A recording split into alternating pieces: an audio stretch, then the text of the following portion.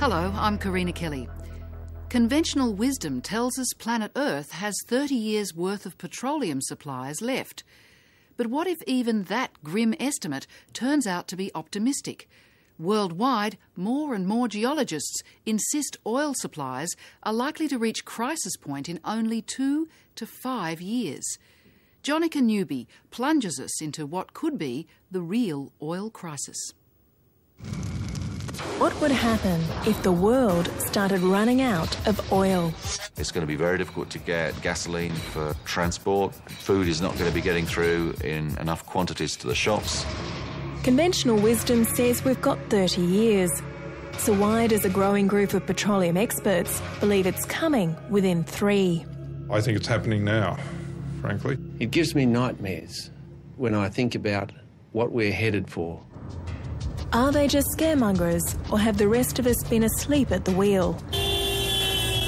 Are we about to hit the real oil crisis? Really, when the crisis dawns, I think people are going to be looking back in anger. How have we allowed ourselves to get into this mess? In just a century, we've allowed our lives to become entirely dependent on cheap oil. And it's not just that 90% of our transportation is fueled by oil. This shopping centre is literally full of petroleum products. Look, the fabric in these clothes, petroleum-based. These plastics, petroleum-based. It takes, on average, 6 barrels of oil just to bring 1 cow to market. Yet whoever stops to think, oil is a finite resource. The lifeblood of our modern world is steadily pouring away. We just take it so much for granted. The cars drive around, the pumps are always full. I talk to people in financial institutions who are investing on the assumption that oil supplies are going to grow and grow into the 2030s. I hardly ever meet anyone who knows about this problem outside a relatively elite group of whistleblowers inside and around the oil industry. Dr. Jeremy Leggett is part of an international splinter group of petroleum geologists convinced a tipping point on oil is imminent. This former oil industry insider, now alternative energy advocate, has written a new book outlining the case. It makes startling reading.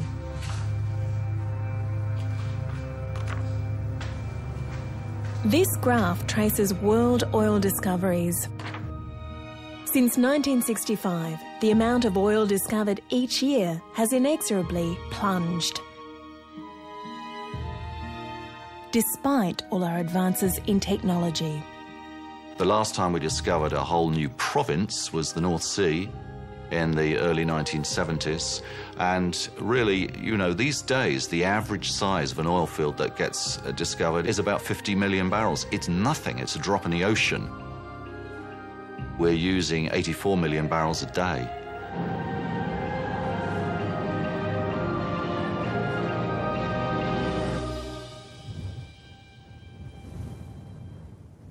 I've been talking to people who I know because of my past in these big oil companies, and they tell me there are no more big oil fields left to find. So if we've found nearly all the world's oil, how long before it runs out? Surprisingly, that's not so important. The real question is, when will we reach halfway? It's known as peak oil. So what exactly is peak oil and why is it so serious? That's what we're heading out to the West Australian oil fields to find out. My guide is a geologist from deep within the oil industry. Eric Streitberg is Managing Director of Australian oil company Arc Energy. He's just decided to go public with his fears. The reason I feel strongly about this is that people don't understand the underlying causes of why petrol prices are going up and what the effect that could have on our lives. Eric is about to show me what happens when an oil field reaches peak oil. The oil field was discovered in 2001 and it's now on full production doing about 6,000 barrels of oil a day, which is about 10% of Western Australia's consumption. Wow, 10%. When oil is first pumped, it's under pressure and comes out easily. Production rises. But over time, oil pressure drops. Water is pumped in to maintain pressure. At the halfway point, it reaches peak oil. And then... We're holding on peak production at the moment, but we'll be going into the inexorable decline of all oil fields very shortly. Really? And there's nothing you can do? No, you can slow the decline, but you can't stop it.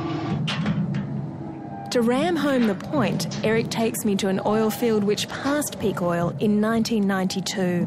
This is what we're getting out of this old oil well. It's 99% water and 1% oil. All oil fields follow the same pattern of rise, peak, then fall, even if they encompass an entire nation. The US hit peak oil in 1971. The UK, with its North Sea oil, peaked in 1999. Australia peaked in 2000. So when will planet Earth reach peak oil? That depends on what's really happening here. The place that provides a quarter of the world's oil, the Middle East. These governments have not let anyone in to verify how much oil they have for getting on for a quarter of a century. And in the 1980s, there was some really suspicious treatment of oil reserves data. Most of the Gulf countries increased their national proved reserves, supposedly, by, in some cases, up to double. And then ever since, the quoted figures have not gone down very much at all. I don't believe that for a minute. The dissident geologists went back to original surveys to estimate total Middle East oil. They added world-known reserves and projections of all future oil to be discovered. That's how they calculated the world will reach peak oil in the next 3 years, if we're not there already. 2008, maybe 2009, certainly no later than 2010.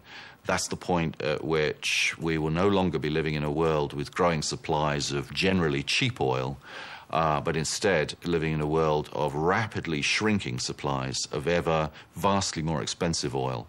And that point of realization is going to come as a real shock. Then we will see world record oil prices. Who knows how high they can go. So what does the mainstream think? The world's largest petroleum company is ExxonMobil, Esso. It employs 20,000 scientists to generate their own exhaustive data sets. In their Melbourne 3D seismography room, I meet Head of Exploration, geologist Dr. Doug Schwebel. Okay, this is a three-dimensional image of the geology offshore Bass Strait in Victoria. Doug acknowledges oil will run down eventually. He just vigorously disputes when. Well, people have been predicting for over 100 years that we're going to run out of oil. It hasn't happened. We don't think it's going to happen in the near term. Exxon calculates twice as much oil left in the world as the so-called early peakers, placing peak oil decades away. I mean, we're talking at least out to 2030 with what we know today, and then potentially another 20 to 30 years beyond that with technologies that we can, envisage might exist. If we can improve technology by only 10%, then we can recover an additional 600, 800 billion barrels of oil. If this majority view is correct, we have plenty of time for a smooth market-driven transition to alternatives via hybrid cars.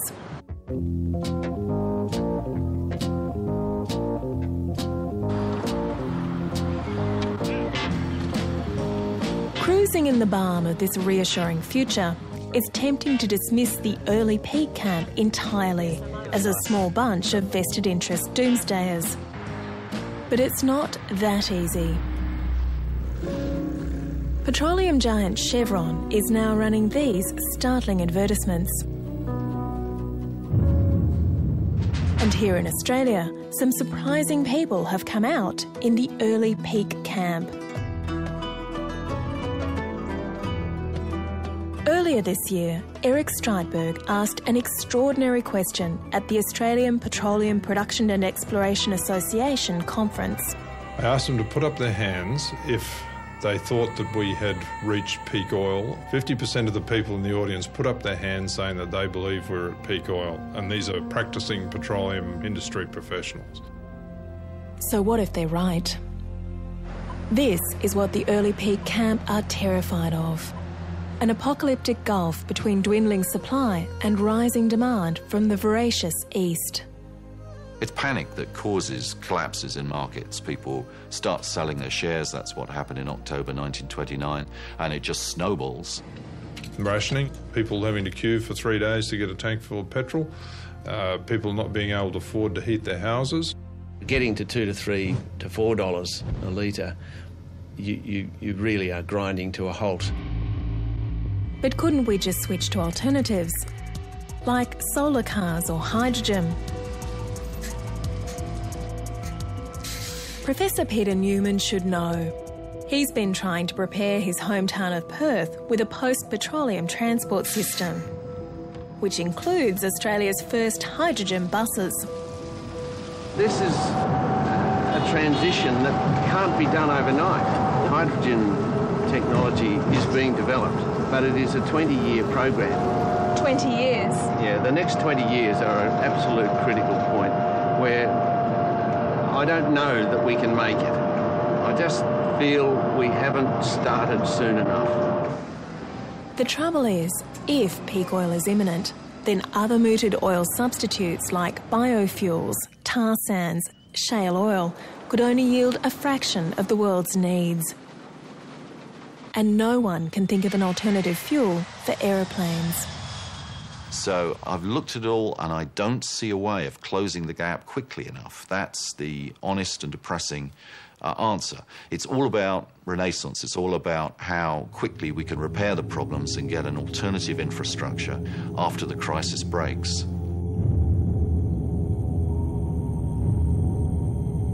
Whether we reach the end of cheap oil in 3 years or 30, it will be a defining moment for human society.